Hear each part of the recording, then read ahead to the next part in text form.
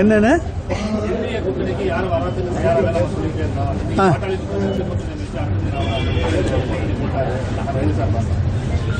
அதாவது என்டிஏ கூட்டணிக்கு யாரும் வரமாட்டாங்கன்னு நாங்கள் சொல்லலை. அதாவது பலம் வாய்ந்த கட்சிகள் வராது என்று தான் சொன்னோம். என்ன, திராவிட முன்னேற்ற கழகத்தை எதிர்க்கக்கூடிய சக்தியுள்ள எதிர்க்கட்சியாக கூட்டணியாக அந்த கூட்டணி அமையாது என்பதுதான் எங்களுடைய கருத்து. இதுக்காக வேண்டி சின்ன சின்ன கட்சிகள்லாம் போய் சேரலாம், அதை பற்றி கவலை இல்லை. நாங்கள் அதை பற்றி கருத்து சொல்வதற்கும் விரும்பவில்லை.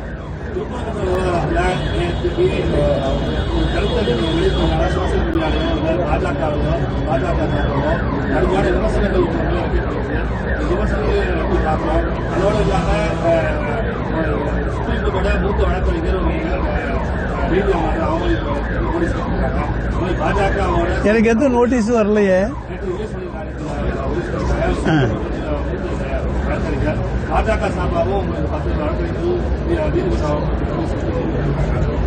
நான் நேற்று கூறிய கருத்துக்களில் நீதிமன்ற அவமதிப்பு என்பது எதுவுமே கிடையாது. இது சட்டத்துக்கு உட்பட்டு தான் நான் பேசியிருக்கேனே தவிர நீதிமன்றத்தை அவமதித்து பேசவில்லை. ஆனால் ஏற்கனவே முந்தைய தீர்ப்புகள் இருக்கின்றனவே, அந்த முந்தைய தீர்ப்புகளுடைய அடிப்படையிலே அதை சுட்டிக்காட்டி பேசுகிற உரிமை வழக்கறிஞராகிய எனக்கும் உண்டு. எனவே அந்த முந்தைய தீர்ப்புகளை அடிப்படையில் தான் சுட்டிக்காட்டி நான் பேசியிருக்கிறேன். அந்த திருப்பரங்குன்றத்தினுடைய கல்தூணிலே தீபம் ஏற்றியதற்கான ஆதாரம் உண்டா என்று நாங்கள் கேட்கிறோம். ஒரு நீதிமன்றத்திலே ஒரு வழக்கு தொடர்பவர் தான் அந்த நிரூபிக்க வேண்டும்.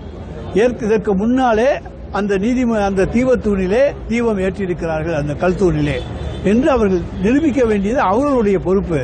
அதை விட்டுவிட்டு அரசின் மீது நீங்கள் நிரூபிக்க வேண்டும், ஏற்றப்படவில்லை என்று நிரூபிக்க வேண்டும் என்று சொல்லுவது ஏற்றுக்கொள்ளத்தக்கதல்ல என்பது எங்களுடைய உச்சநீதிமன்றத்திலே நாங்கள் வைக்கப் போகிற வாதத்தை தான் நான் சொல்லுகிறேனே தவிர நீதிமன்றத்தை நான் அவமதித்து எதுவுமே சொல்லவில்லை.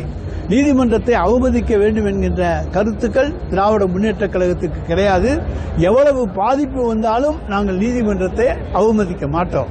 அடுத்தாக இப்போ ஒரு பேய் கதை சொல்லியிருக்காங்க. பேய் இருக்கா? பேய் இருக்காங்க நாட்டில்? பேய் இருக்கா? சுடுகாடுக்கு வந்து பேய் இருக்குன்னு சொல்லியிருக்காங்க. நான் அதுக்கு சுடுகாடு சொல்லியிருக்கேன். என்ன தப்பு? நீதிபதிகள் பேய்க்கதை, அரசு பேய்க்கதை சொல்லுகிறது என்று சொல்லுகின்ற பொழுது ஒரு அமைச்சர் சுடுகாட்டிலே தான் பிணம் எதிர்க்கப்பட வேண்டும், நடுரோட்டிலே எதிர்க்கப்படக்கூடாது என்று சொல்வதிலே என்ன தவறு இருக்கிறது சொல்லுங்க. தீபம் ஏற்றுவதை நான் ஒப்பிட்டால் அதே கிடையாது. அதாவது தவறாக புரிந்து கொள்கிறீர்கள். ஒரு உதாரணம் சொல்ல வேண்டும்.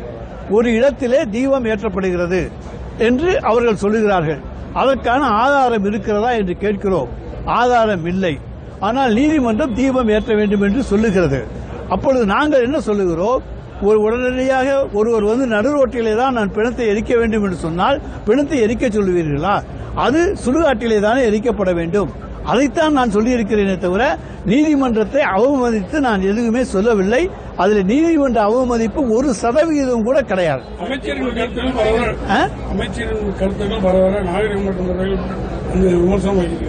நான் எந்த நாகரிகம்லாம் பேசுனேன் சொல்லுங்க.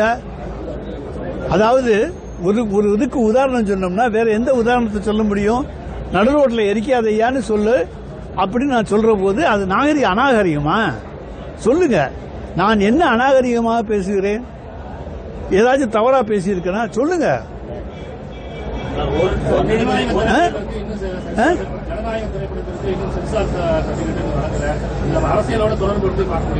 அதை நாங்க அதை பத்தி கவலைப்படலைங்க. எங்களுக்கு எந்த சினிமா எப்போ வருதுங்கிறதெல்லாம் நாங்க அரசியல் வேலை பார்த்துக்கிட்டு இருக்கோம், தேர்தல் பணி பார்த்துக்கிட்டு இருக்கோம். சினிமா பணியை இப்பொழுது நாங்கள் பார்க்கவில்லை. அரசியலோடு நாங்கள் அதை தொடர்புபடுத்தி பார்க்கல. வந்தா பாக்கிறவங்க பாப்பாங்க, வரலைன்னா பார்க்காதவங்க பாப்பாங்க, அவ்வளவுதான். 1,25,00,000 மனங்களை வென்ற தந்தி டிவி யூடியூப் சேனல். தவிர்க்க முடியாத தம்ப்நெயில்ஸ், கலக்கலான கான்டென்ட்ஸ். நீங்களும் இந்த குடும்பத்தில் இணைய இப்பவே சப்ஸ்கிரைப் பண்ணுங்க. அசுரபலம் கொண்ட எங்கள் டிஜிட்டல் கரங்களில் உங்கள் விளம்பரங்களை சேர்க்க வாட்ஸ்அப் பண்ணுங்க.